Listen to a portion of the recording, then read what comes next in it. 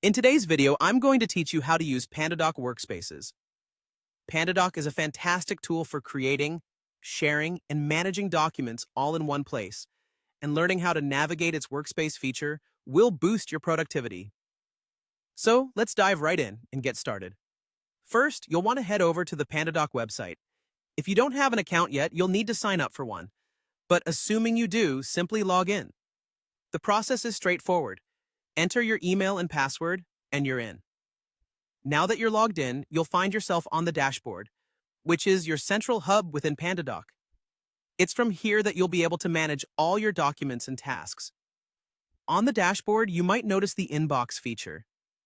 Think of it as your personal command center for all document-related notifications and updates.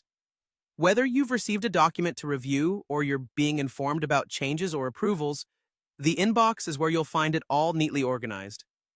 If you're eager to get started, you can go ahead and add a new document by selecting the appropriate option. This is perfect for when you need to create something from scratch or upload files that you want to manage within Pandadoc. Now, the next step involves working with templates. This is a highlight for many because Pandadoc offers an extensive template gallery. Clicking on templates will give you the option to either create your own personalized template or explore the gallery. The gallery is a treasure trove of pre-designed templates catering to various needs, from contracts and proposals to forms and agreements. Customizing a template is a breeze and allows you to maintain a consistent, professional look across your documents.